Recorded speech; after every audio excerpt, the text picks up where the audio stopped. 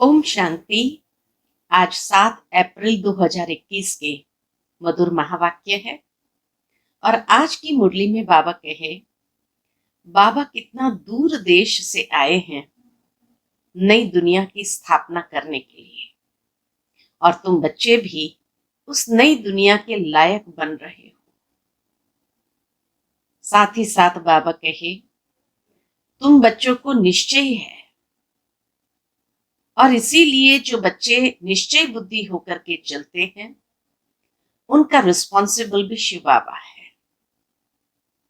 कभी भी बाबा की आज्ञा के प्रति मन में ये संशय नहीं आना चाहिए कि पता नहीं इस आज्ञा पर चलेंगे, श्रीमत पर चलेंगे तो क्या होगा।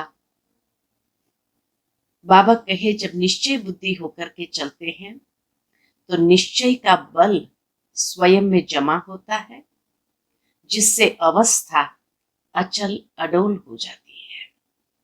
तो सुनते हैं बाबा के मधुर महावाक्य। ओम शांति। मीठे बच्चे, बाप दूर देश से आए हैं तुम बच्चों के लिए नया राज्य स्थापन करने। तुम अभी स्वर्ग के लायक बन रहे हो। प्रश्न है, जिन बच्चों का शिव बाबा में अटूट निश्चय है उनकी निशानी क्या होगी? उत्तर है, वह आंख बंद करके बाबा की श्रीमत पर चलते रहेंगे, जो आज्ञा मिले। कभी ख्याल भी नहीं आएगा कि इसमें कुछ नुकसान न हो जाए, क्योंकि ऐसे निश्चय बुद्धि बच्चों का रिस्पॉन्सिबल बाप है। उन्हें निश्चय का बल मिल जाता है, अवस्था अडोल और अचल हो जाती है। आज की बाबा की मुरली का गीत है, तुम ही हो माता, तुम ही पिता हो।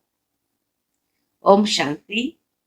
यह महिमा किसकी सुनी, जिसको सिवाय तुम बच्चों के दुनिया में और कोई जानते नहीं है। यह है ऊंचते ऊंच बाप की महिमा। बाकी जिसकी भी महिमा करते हैं वह फालतू हो जाती है। ऊंचते ऊंच एक ही बाप है, लेकिन बाप की पहचान कौन देवे? खुद आकर आत्मा की और अपनी पहचान देते हैं। बाबा खुद आकर के आत्मा की और अपनी पहचान देते हैं। कोई भी मनुष्य को आत्मा की भी पहचान है नहीं। बल कहते हैं महान आत्मा, जीवात्मा। शरीर जब छूट जाता है तो कहते हैं आत्मा निकल जाती है। शरीर मुर्दा हो जाता है। आत्मा अविनाशी है, वह कभी खत्म नहीं होती। आत्मा जो स्टार मिसल है वह अति सूक्ष्म है, इन आंखों से देखने में नहीं आती है। कर्तव्य सब आत्मा करती है, परंतु घड़ी घड़ी देह अभिमान में आ जाते हैं तो कहते हैं मैं फलाना हूं, मैं यह करता हूं। देह अभिमान जैसे ही आ जाता तो मनुष्य कहते मैं फलाना हूं, मैं यह करता हूं। वास्तव में करती सब आत्मा है। शरीर तो ऑर्गन्स है। ये साधु आदि भी जानते हैं कि आत्मा बहुत सूक्ष्म है, जो भ्रुकुटी के बीच में रहती है। इतना ज्ञान हर एक को है कि हाँ, शरीर को चलाने वाली एक आत्मा है जो अजर अमर अविनाशी है। कोई कोई कोई ये भी मालूम होता है कि भ्रुकुटी के बीच में निवास करती है, परंतु उनको यह ज्ञान नहीं कि आत्मा में यह पाठ बजाने के संस्कार है, और कितने जन्मों के संस्कार है ये नहीं जानते। कोई कहते हैं आत्मा में संस्कार होते नहीं, आत्मा निर्लेप है। कोई कहते संस्कारों अनुसार जन्म मिलता है। मतभेद बहुत है। यह भी किसको पता नहीं कि कौन सी आत्माएं 84 जन्म लेती है। तुम जानते हो कि सूर्यवंशियों को ही 84 का चक्र लगाना पड़ता है। आत्मा ही 84 का चक्र लगाए पतित बनती है। उनको अब पावन कौन बनाए? पतित पावन ऊंचते ऊंच एक ही बाप है। उनकी महिमा सबसे ऊंच है। 84 जन्म सब तो नहीं लेते। पीछे आने वाले तो 84 जन्म ले न सके। सब इकट्ठे तो नहीं आते हैं। जो पहले पहले सतयुग में आएंगे, सूर्यवंशी राजे और प्रजा, उन्हों के 84 जन्म होते हैं। पीछे तो मनुष्य की बहुत वृद्धि होती है ना। फिर कोई के 83, कोई के 80 जन्म होते हैं। वह सतयुग में तो पूरी 150 वर्ष आयु होती है। कोई जल्दी मर न सके। पूरी आयुष्य भोग करके ही शरीर छोड़ते हैं। यह बातें बाप ही बैठ समझाते हैं। अब कोई परमपिता परमात्मा को नहीं जानते हैं। बाप कहते हैं कि जैसे तुम्हारी आत्मा है, वैसे मेरी भी आत्मा है। तुम सिर्फ जन्म मरण में आते हो, मैं नहीं आता हूं। मुझे बुलाते ही तब है जब पतित बनते हैं। जब बहुत दुखी हो जाते हैं, तब बुलाते हैं। इस समय तुम बच्चों को शिव बाबा पढ़ा रहे हैं। कोई पूछते हैं, क्या पूछते हैं कि यह कैसे माने कि परमात्मा आते हैं। तो उन्हों को समझाना है कि सब पुकारते हैं, हे पतित पावन आओ। अब वह है निराकार। उनको अपना शरीर नहीं है। आना भी है पतित दुनिया में।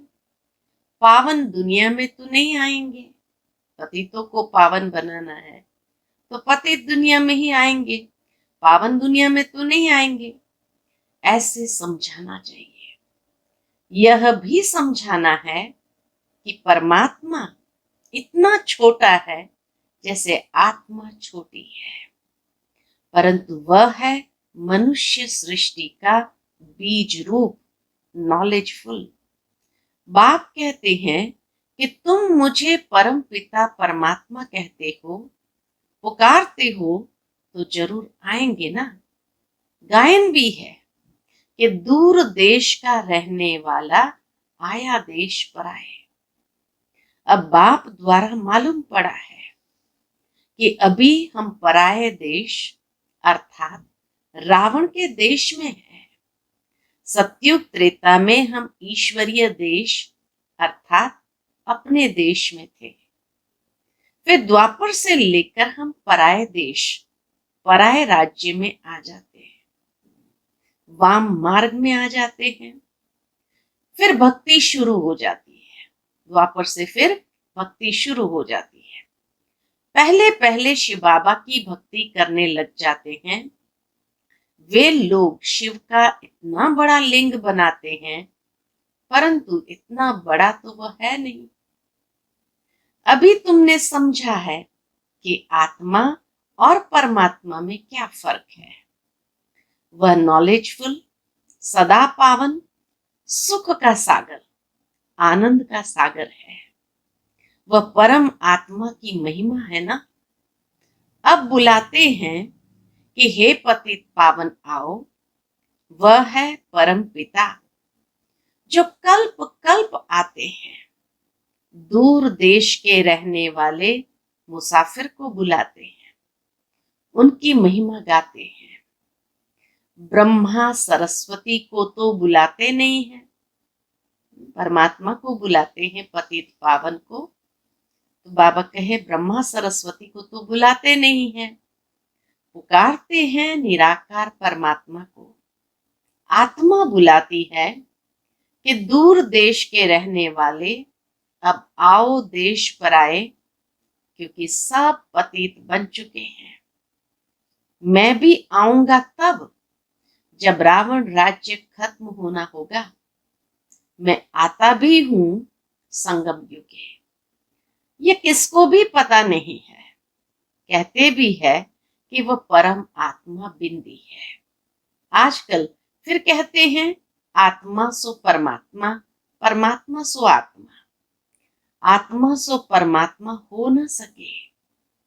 आत्मा परमात्मा दोनों अलग अलग है, रूप दोनों का एक जैसा है, परंतु आत्मा पतित बनती है। बाबा कहे परंतु आत्मा पतित बनती है। 84 जन्मों का पाठ बजाना पड़ता है। परमात्मा जन्म मरण रहित है। अगर आत्मा सो परमात्मा कहते तो क्या सतो प्रधान परमात्मा तमो प्रधान में आते हैं? नहीं, यह तो हो ना सके। बाप कहते हैं कि मैं आता हूं सर्व आत्माओं की सर्विस करने। मेरा जन्म भी नहीं कहा जाता है।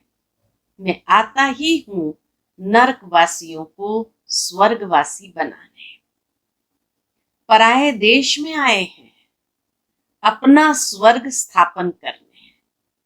बाप ही आकर हमको स्वर्ग का लायक बनाते हैं। यह भी समझाया है कि और आत्माओं का पाठ अपना अपना है। परमात्मा जन्म मरण रहित है। आते भी जरूर है, तब तो शिवरात्रि मनाते हैं, लेकिन वह कब आए ये कोई नहीं जानते। ऐसे ही शिव जयंती मनाते आए हैं। जरूर संगम पर आए होंगे स्वर्ग स्थापन करने। पतितों को पावन बनाने जरूर संगम पर आएंगे ना। पावन सृष्टि है स्वर्ग। कहते हैं पतित पावन आओ। फिर जरूर पतित दुनिया के विनाश का समय होगा, तभी पावन दुनिया स्थापन करेंगे। युगे युगे तो नहीं आते हैं। बाबा ने बहुत स्पष्ट शब्दों में कह दिया कि युगे युगे तो नहीं आते। बाप कहते हैं मुझे संगम पर ही आकर पतित दुनिया को पावन बनाना है। यह पराया देश है, रावण का देश। परंतु यह कोई मनुष्य थोड़ी जानते कि रावण का राज्य चल रहा है। कब से यह रावण राज्य शुरू हुआ कुछ भी पता नहीं। पहली पहली मुख्य बात आत्मा और परमात्मा का राज समझाना है। फिर समझाना है कि वह कल्प के संगम युग पर आते हैं पावन बनाने। तो पहले पहले आत्मा और परमात्मा का राज समझाना है। फिर वो कैसे कल्प के संगम युग पर आते हैं और क्यों आते हैं पावन बनाने। यह काम उनका ही है, न कि श्री कृष्ण का। श्री कृष्ण तो खुद ही 84 जन्म ले नीचे उतरते हैं। सूर्यवंशी सब नीचे उतरते हैं।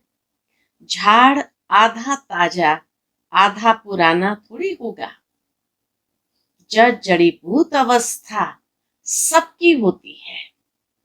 कल्प की आयु का भी मनुष्य को पता नहीं है।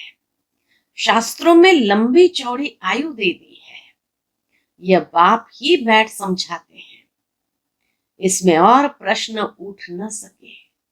इतना क्लियर करके बाबा समझाते हैं, जो प्रश्न उठाने की मार्जिन ही नहीं है। रचता बाप सच ही बोलते हैं। हम इतने बीके हैं, सब मानते हैं, तो जरूर है तब तो मानते हैं। कहते हैं ना परमात्मा आते हैं कैसे माने। तो बाबा कहे इतने बीके हैं, सब मानते हैं, तो जरूर है तब तो मानते हैं। आगे चल जब निश्चय होगा तो समझ में भी आ जाएगा। पहले पहले मनुष्य को यह समझाना है कि परम पिता परमात्मा निराकार दूर देश से आए हैं। परंतु किस शरीर में आए हैं? किस शरीर में आए? सूक्ष्म वतन में आकर क्या करेंगे? जरूर यहां आना पड़े। प्रजापिता ब्रह्मा भी यहां चाहिए। ब्रह्मा कौन है, यह भी बाप बैठ समझाते हैं। जिसमें प्रवेश किया है वह अपने जन्मों को नहीं जानते थे, तो बच्चे भी नहीं जानते थे। बच्चे भी तब बनते जब मैं अडॉप्ट करता। शिव बाबा आकर के अडॉप्ट करे तब तो बच्चे भी बने। तो बच्चे भी तब बनते जब मैं अडॉप्ट करता हूं। मैं इन साकार सहित बच्चों को समझाता हूं कि क्या तुम अपने जन्मों को भूल गए हो। अभी सृष्टि का चक्र पूरा होता है, फिर रिपीट होगा। मैं आया हूं पावन बनाने के लिए, राजयोग सिखाने। पावन बनने का और कोई रास्ता है नहीं। पावन बनने का और कोई रास्ता नहीं है। अगर ये राज मनुष्य जानते तो गंगा आदि पर स्नान करने, मेले आदि पर जाते नहीं। इन पानी की नदियों में तो सदैव स्नान करते रहते हैं, द्वापर से लेकर करते आए हैं। समझते हैं कि गंगा में डुबकी मारने से पाप नाश होंगे, परंतु कोई के भी पाप नाश नहीं होते हैं। पहले पहले तो आत्मा और परमात्मा का ही राज बताओ। आत्मा ही परमात्मा बाप को पुकारती है, वह निराकार है। आत्मा भी निराकार है। इन ऑर्गन्स द्वारा आत्मा पुकारती है। भक्ति के बाद भगवान को आना है, यह भी ड्रामा में पार्ट है। बाप कहते हैं मुझे नई दुनिया स्थापन करने आना पड़ता है। शास्त्रों में भी है कि भगवान को संकल्प उठा तो जरूर ड्रामा प्लान अनुसार संकल्प उठा होगा। आगे इन बातों को थोड़ी समझते थे, दिन प्रतिदिन समझते जाते हैं। बाप कहते हैं मैं तुमको नई नई गुह्यते गुह्य बातें सुनाता हूं। सुनते सुनते समझते जाते हैं। आगे ऐसे नहीं कहते थे कि शिव बाबा पढ़ाते हैं। अब तो अच्छी रीति समझ गए हैं और भी समझने का बहुत पड़ा है। अभी तो धीरे धीरे एक एक बात, एक एक रहस्य समझते जाते हैं, लेकिन बाबा का अभी तो बहुत कुछ पड़ा है समझने के लिए। और भी समझने का बहुत पड़ा है। रोज समझाते रहते हैं कि कैसे किसको समझाना चाहिए। पहले ये निश्चय करें। कौन सा निश्चय करें? कि बेहद का बाप समझाते हैं तो वह जरूर सत्य बताएंगे। इसमें मूंझने की भी बात नहीं। बच्चे कोई पक्के हैं, कोई कच्चे हैं। कच्चा है तो कोई को समझा नहीं सकते हैं। यह तो स्कूल में भी नंबरवार होते हैं। बहुतों को यह संशय पड़ता है कि हम कैसे समझे कि परमपिता परमात्मा आकर पढ़ाते हैं, क्योंकि उन्हों की बुद्धि में है श्री कृष्ण ने ज्ञान सुनाया। अब पतित दुनिया में तो कृष्ण आ नहीं सकता। ये उनको सिद्ध करो कि परमात्मा को ही आना पड़ता है पतित दुनिया और पतित शरीर में। बाप यह भी समझते हैं कि हर एक की अपनी अपनी बुद्धि है। कोई तो झट समझ जाते हैं, जितना हो सके समझाना है। ब्राह्मण सब एक जैसे नहीं होते हैं, परंतु देह अभिमान बच्चों में बहुत है, इसलिए नंबरवार हो जाते हैं। ये बाबा भी जानते हैं कि नंबरवार है। डायरेक्शन पर बच्चों को चलना पड़े। बड़ा बाबा जो कहे वो मानना चाहिए। देखो ब्रह्मा माँ भी कितना रिगार्ड रखते हैं शिव बाबा का, और बच्चों को कहते हैं डायरेक्शन पर बच्चों को चलना पड़े। बड़ा बाबा जो कहे वो मानना चाहिए। ये लाइन ब्रह्मा माँ बच्चों को समझाती है। गुरु आदि की तो मानते आए हो, अब बाप जो स्वर्ग में ले जाने वाला है उनकी बात तो आंख बंद करके माननी चाहिए। कितनी अच्छी बात कही। जो बाप जो स्वर्ग में ले जाने वाला है, उनकी बात तो आंख बंद कर माननी चाहिए, परंतु ऐसे निश्चय बुद्धि है नहीं। भले उसमें नुकसान हो या फायदा हो, मान लेना चाहिए। भल समझो नुकसान भी हो जाए, फिर भी बाबा कहते हैं ना, हमेशा ऐसे समझो कि शिव बाबा ही कहते हैं। ब्रह्मा के लिए मत समझो, रिस्पॉन्सिबल शिव बाबा होगा। हम बस निश्चय बुद्धि होकर के उस श्रीमत को, उस डायरेक्शन को फॉलो करें तो रिस्पॉन्सिबल शिव बाबा होगा। उनका यह रथ है, वह ठीक कर लेंगे। शिव बाबा का रथ है ब्रह्मा बाबा, तो बाबा कहे अगर कुछ उल्टा सीधा हो भी जाए तो उनका यह रथ है, वह ठीक कर देंगे। कहेंगे कि मैं बैठा हूं, आकर देते हैं बाबा, मैं बैठा हूं। हमेशा समझो कि शिव बाबा ही कहते हैं, यह कुछ नहीं जानते, ऐसे ही समझो। एक तरफ तो निश्चय रखना चाहिए। शिव बाबा कहते मेरा मानते रहो तो तुम्हारा कल्याण होता रहेगा।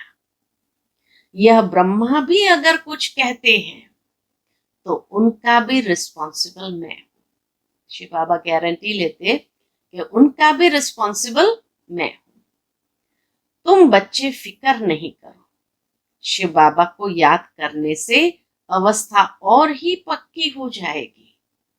निश्चय में विकर्म भी विनाश होंगे, बल भी मिलेगा।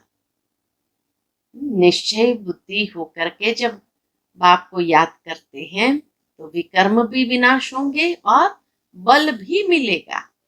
जितना बाबा को याद करेंगे उतना बल जास्ती मिलेगा। जो श्रीमत पर चल सर्विस करते हैं वही ऊंच पद पाएंगे। बहुतों में देह अभिमान बहुत रहता है। बाबा देखो सब बच्चों से कैसे प्यार से चलता है। बाबा देखो सब बच्चों से कैसे प्यार से चलता है। कौन? ब्रह्मा बाबा। सबसे बात करते रहते हैं, बच्चों से पूछते हैं कि ठीक बैठे हो, कोई तकलीफ तो नहीं। लव होता है बच्चों के लिए। बेहद के बाप को बच्चों के लिए बहुत बहुत लव है। जो जितनी श्रीमत पर सर्विस करते हैं उस अनुसार लव रहता है। सर्विस में ही फायदा है, सर्विस में हड्डियां देनी है। कोई भी काम करते रहेंगे तो वह फिर दिल पर भी रहते हैं कि यह बच्चा फर्स्ट क्लास है। बाबा कहे सर्विस में जो हड्डियां देते हैं, कोई भी काम करते रहेंगे तो वह फिर दिल पर भी रहते हैं कि यह बच्चा फर्स्ट क्लास है। बाप दादा दोनों की दिल पर रहते हैं, परंतु चलते चलते किसी पर ग्रहाचारी भी बैठती है। माया का सामना होता है ना, ग्रहाचारी के कारण फिर ज्ञान उठा नहीं सकते। कई तो फिर कर्मणा सेवा अथक होकर करते हैं। तुम्हारा काम है सबको सुखधाम का मालिक बनाना, किसको दुख नहीं देना। ज्ञान नहीं है तो फिर बहुत दुख देते हैं। फिर कितना भी समझाओ तो समझते नहीं। पहले पहले समझानी देनी है आत्मा और परमात्मा की। कैसे आत्मा में 84 जन्मों का पाठ भरा हुआ है, जो अविनाशी पाठ है, कभी बदलने का नहीं है। ड्रामा में नूंदा हुआ है, यह निश्चय वाला कभी हिलेगा नहीं। बहुत हिल जाते हैं, पिछाड़ी में जब बम्बोर को आग लगेगी तब अचल हो जाएंगे। अभी तो बहुत युक्ति से समझाना है। अच्छे अच्छे बच्चे तो सर्विस पर रहते हैं, दिल पर चढ़े रहते हैं, बहुत तीखे जाते रहते हैं, बहुत मेहनत करते हैं। उनको सर्विस का बहुत शौक रहता है।